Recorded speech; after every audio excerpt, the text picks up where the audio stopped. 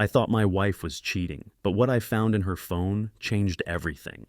I never thought I'd be the guy to snoop. I always believed in trust, in giving people their space. But when my wife, Sarah, started acting distant, something didn't sit right with me. Late nights at work, constant phone notifications, and just a general sense of withdrawal. I tried to ignore it, but one day, after another one of her late nights, I couldn't help myself. I grabbed her phone. What I found there, well, it changed everything. I always thought Sarah and I had a solid relationship. We'd been together for 5 years, married for 2. We met in college, and even after all this time, things felt like they were still going strong. Sure, we had our ups and downs, but what relationship doesn't?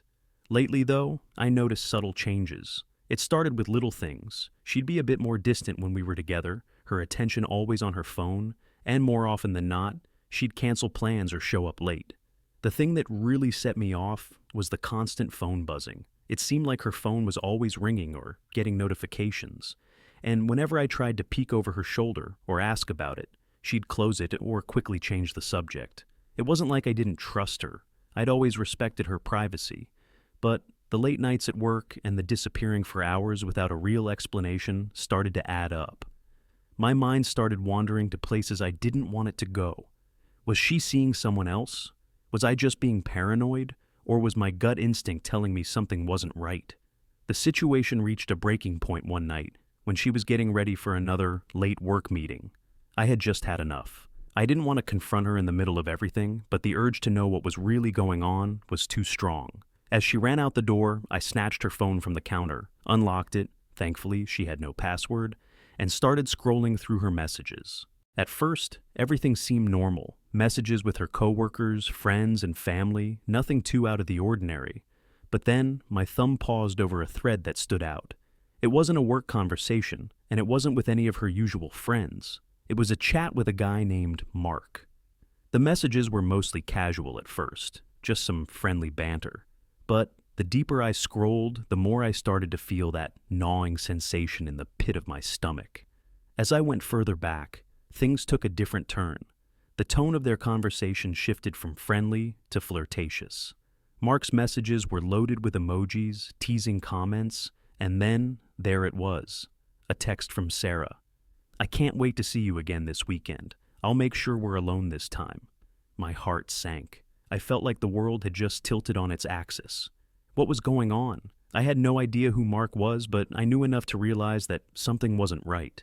The text continued, with her agreeing to meet up with him again and again, all while making excuses to me about her work commitments. Then came the worst part. The part that I'll never forget. Sarah had sent him a picture. It wasn't explicit or anything, but the moment I saw it, I felt my chest tighten. It was an innocent selfie, but it was clear. She wasn't wearing her wedding ring. I stared at the screen, numb, my mind racing. This couldn't be happening. My wife, the woman I had built a life with, was seeing someone else. The betrayal felt like a punch to the gut. How had I not seen this? How long had this been going on? I felt like I was suffocating. My hands were trembling as I read through the rest of the messages. The words blurred together, but I couldn't tear my eyes away. She had been lying to me for months. I thought I knew her better than anyone, but clearly I had been living in a fantasy. I shut the phone off quickly, my heart racing. I knew I had to confront her, but what if I was wrong? What if I had misunderstood everything? I tried to calm myself down. Maybe there was an explanation. Maybe I was just overreacting. But deep down, I knew that wasn't the case. The silence in the house felt deafening. I kept replaying the messages in my head, the words echoing louder with every passing second. She had been seeing someone else behind my back, and I had no idea. It wasn't just the betrayal of the affair that hurt. It was the fact that she had been so careful, so calculated, and that I had been oblivious to it all. I needed answers, but I also knew I had to be careful. Confronting her in the heat of the moment would only make things worse. I decided to wait until she came home, to think through how I would handle this. My mind was a whirlwind, but I knew one thing for sure. I couldn't live with this lie. Make sure to like the video and subscribe so you never miss more shocking and real stories like this one. The hours dragged on as I waited for Sarah to come home. I couldn't sit still. My thoughts kept racing. I knew I couldn't ignore what I had seen on her phone, but I also knew confronting her wasn't going to be easy. What would I even say? How could I even look her in the eye after everything I had read? When she finally walked through the door, my heart skipped a beat. She looked tired, a little too tired, but she was trying to act normal, smiling like nothing had changed. I was just standing there, frozen, knowing everything had changed. "Hey babe, how was your day?" she asked, dropping her bag by the door. I didn't answer right away. I couldn't. I just stood there, staring at her, trying to figure out how to start the conversation without losing it completely. The betrayal felt so fresh, so raw that the words were stuck in my throat. "Sarah," I began, my voice shaky. "I saw the messages. I saw everything." She stopped in her tracks, her smile faltering as the color drained from her face. "What messages?" she asked, trying to play it off, but I could see the guilt in her eyes. She knew. "Don't act like you don't know," I said, my voice growing firmer. "I know about Mark. I know about the pictures. I know everything." The silence that followed was deafening. She didn't speak, didn't defend herself. Her eyes darted around the room, avoiding mine, and that's when I knew. I had been right all along. I can explain," she stammered, but the words felt empty. "It's not what you think," I laughed bitterly. "Really? Then explain it to me, Sarah, because I'm struggling to understand how you could betray me like this." She took a deep breath and sat down on the couch, her hands trembling in her lap. For a moment, I thought she was going to break down, but instead, she stayed eerily calm. It was as though she had rehearsed this moment in her mind 100 times.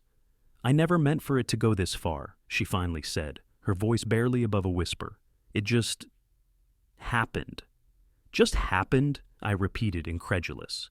"You've been seeing him behind my back for months, and you think that just happened? You think I'm that stupid?" She flinched at my words, but I couldn't stop the anger from bubbling up. The hurt, the betrayal. It was all too much to process in that moment.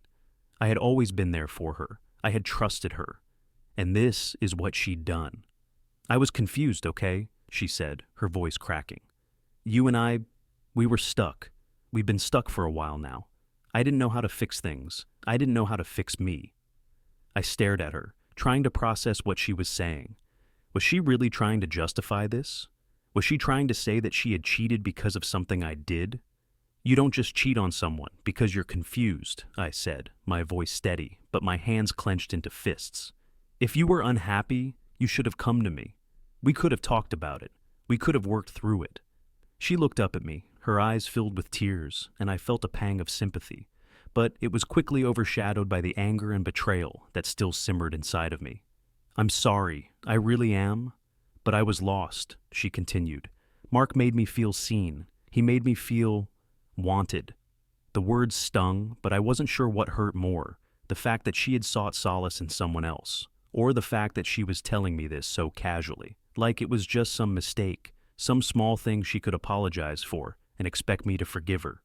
"Do you even care about me anymore?" I asked, the question slipping out before I could stop it. "Because I don't even recognize you right now." She sat there, her head lowered, eyes brimming with tears. For a moment, I thought she might say something that would make everything better, some heartfelt apology that would somehow undo the mess she had made. But all she said was, "I never wanted to hurt you. You have to know that." I shook my head in disbelief. "You say that, but look at what you've done. You've lied to me for months, kept a secret from me that should have never been kept. I'm standing here, staring at you, and I don't even recognize who you are anymore." Her face crumpled, and she reached for my hand, but I pulled it away. She looked so vulnerable, but I couldn't bring myself to touch her, not after everything. "I didn't want it to go this far," she said, her voice breaking. "But it did, and now I can't undo what's been done. All I can do is apologize, and I know that won't fix it, but I don't know what else to do." I wanted to scream at her, tell her how much she had hurt me, but I also felt exhausted. The rage was there, but it was mixed with a strange emptiness. I had been betrayed by the one person I thought would always be there for me, the one person I trusted more than anyone. "I don't think I can forgive you for this, Sarah," I said, my voice quieter now.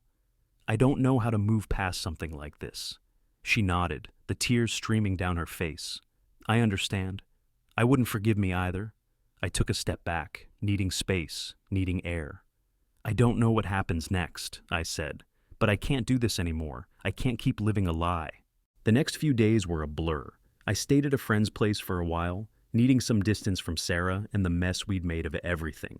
I couldn't even look at my own home without feeling like it was a constant reminder of the betrayal. The images of Sarah and Mark flashed in my mind at random moments, and the guilt twisted my stomach into knots.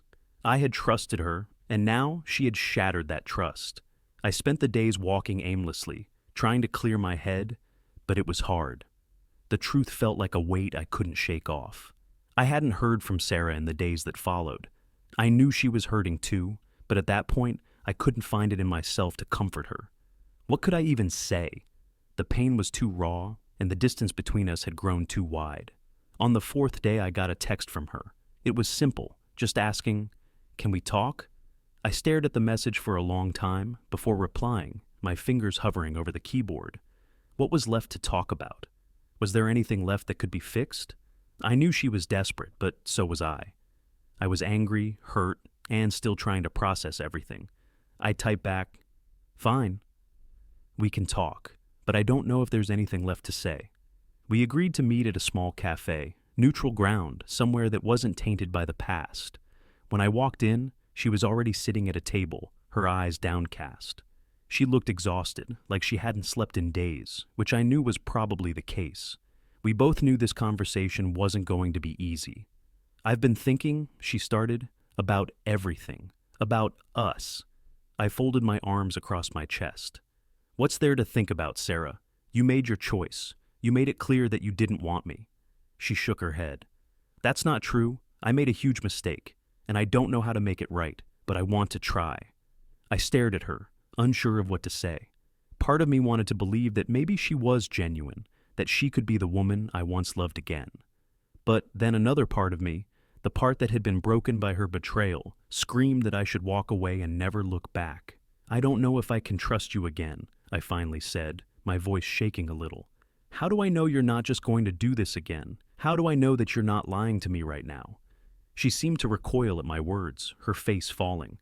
"I'm not lying, I swear. I've never wanted to hurt you. You have to believe me."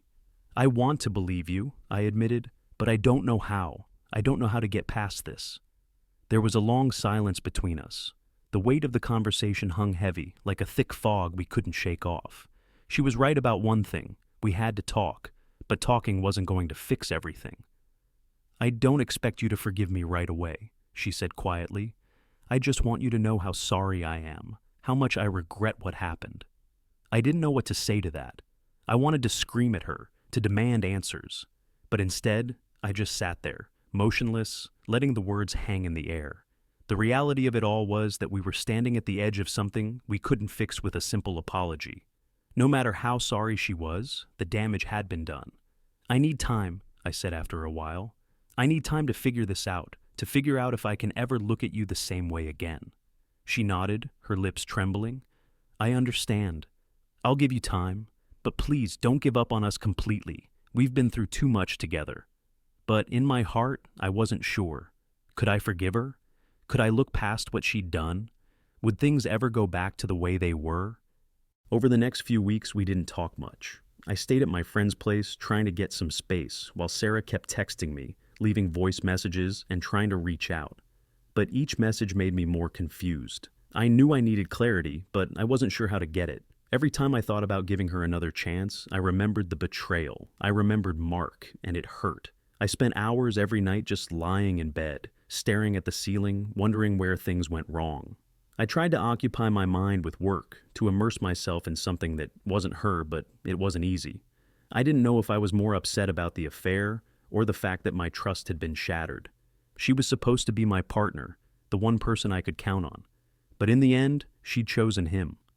One night, after another sleepless night, I decided to call her. I wasn't sure what I was going to say, but I needed to talk. She answered on the second ring, her voice shaky but hopeful. "I'm sorry I've been distant," I started. I don't know what to feel anymore. You hurt me, Sarah, and I don't know if I can forgive you for that. But I'm willing to listen. I'm willing to talk at least." Her voice cracked when she replied. "I know, I understand. I don't expect you to just forgive me. I've made my mistakes and I'm willing to take responsibility for them. But I need you to know that I love you. I made a mistake, and I regret it every day.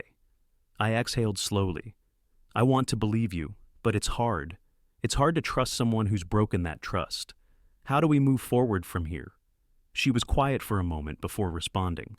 I don't know, but I'm willing to do whatever it takes to prove to you that I can be the person you once believed I was. I'll wait for you. I'll give you the time you need. I felt a flicker of hope, but it was quickly snuffed out by the overwhelming weight of everything that had happened. How could I go back to her? How could I pretend that everything was okay when it wasn't? The questions were endless. Days turned into weeks, and the emotional toll was taking its toll on me. I was stuck between wanting to move on and wanting to give Sarah the chance to prove herself. The texts and calls kept coming, but they felt like they were adding to the noise rather than providing any answers. I wanted to forgive her, but my heart didn't know how. I finally decided to meet up with her in person. I was done with the long-distance conversations and the back-and-forth texting. We needed to face this head-on. We met at a small park nearby, and the moment I saw her, a wave of mixed emotions hit me. She looked the same, but I could tell she had been through her own struggles. Her face was pale, eyes red from the sleepless nights, and her posture was slumped, like she was carrying an invisible weight. "I'm sorry for everything," she said as she sat down beside me. Her voice was soft, almost fragile. I looked at her, struggling to process what I was feeling. I don't know if I can look at you the same way again. What you did, it broke me, Sarah. You lied to me. You betrayed me. And for what? What was it all for?" She shook her head, tears welling up in her eyes. I wasn't thinking at all. And I'm so sorry. It was a stupid mistake. I've hurt you in ways I can never take back, but I want to make things right.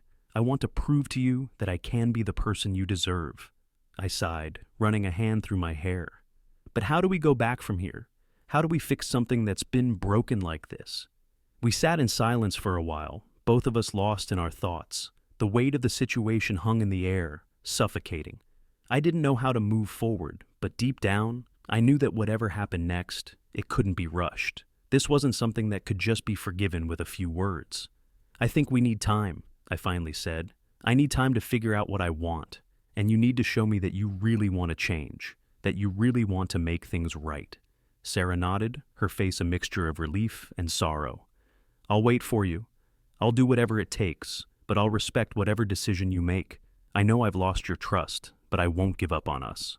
I wasn't sure if that was enough, but it was a start.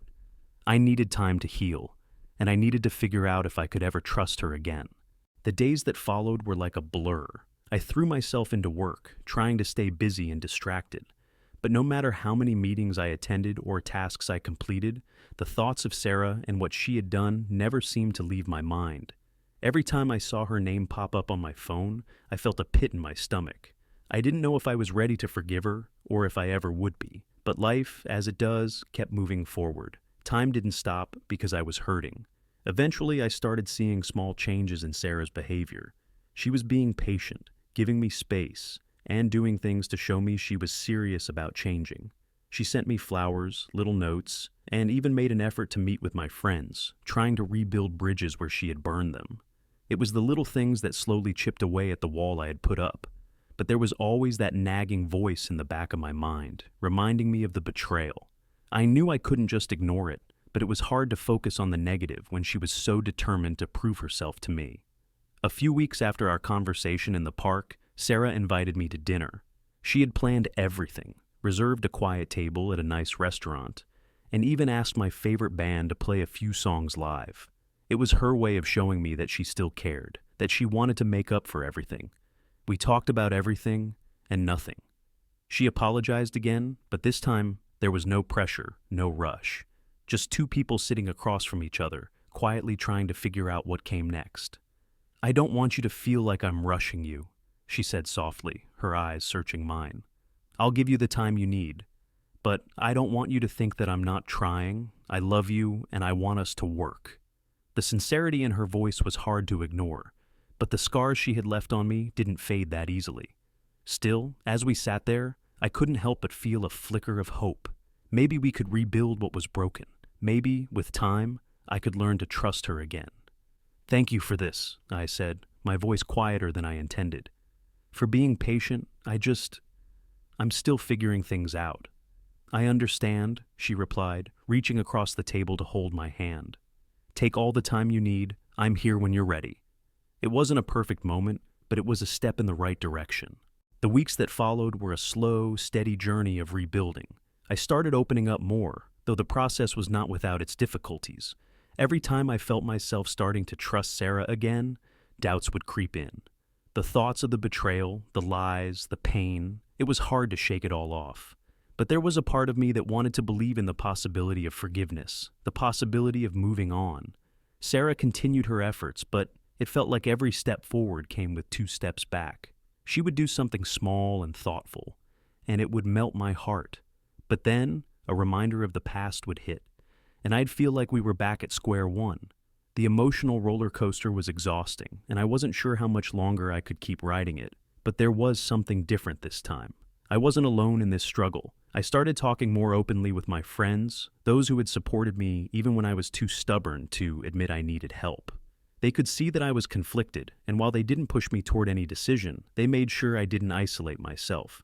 They reminded me that it was okay to feel uncertain, that it was okay to take my time. One night, I called one of my closest friends, Matt, for a drink. We'd been through a lot together, and I needed his perspective. Man, I don't know what to do, I confessed, nursing my drink. Sarah's trying, but I'm stuck.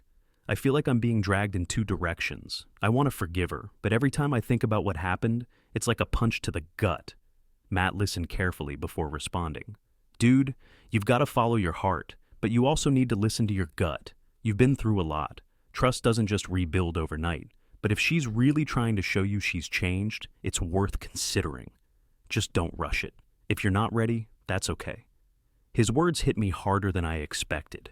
He was right. I had been rushing myself to find closure, to move on as if everything could just magically go back to normal. But that wasn't realistic. I needed time.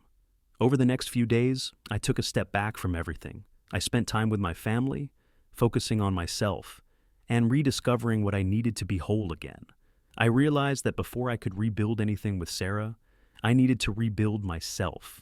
I couldn't move forward without addressing the pain and hurt I had been carrying. And slowly, things started to fall into place. As the days turned into weeks, I felt a quiet peace settle within me. It wasn't the rush of forgiveness or the sudden fixing of everything. It was a slow realization that healing takes time. I realized that I needed to make the decision that was best for me, regardless of how hard it was.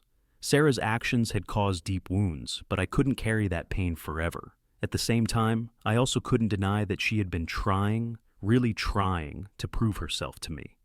One afternoon, after much reflection, I made the decision.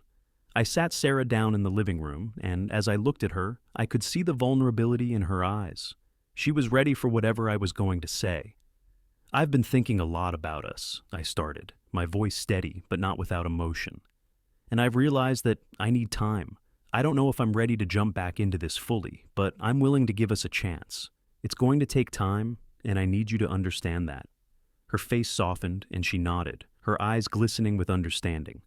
I'll wait. I'm not going anywhere. But I need you to be honest with me too, about what you need and when you need it. I let out a sigh of relief. It wasn't a grand resolution or a perfect solution, but it felt right. We weren't going to fix everything at once, but we were taking the first step toward rebuilding, together but separately for now. As we hugged, I felt a weight lift off my shoulders. I had come to terms with the fact that forgiveness was a journey, and I wasn't walking that journey alone. If you've ever been in a situation where trust was broken, or if you've been on a journey of rebuilding, I want to hear your thoughts. Drop a comment below about your own experiences with forgiveness, trust, and moving forward. And if you found this story helpful or inspiring, don't forget to like and subscribe for more real-life stories and emotional journeys like this one. Thanks for being a part of this. And remember, healing isn't linear. It's okay to take it one step at a time.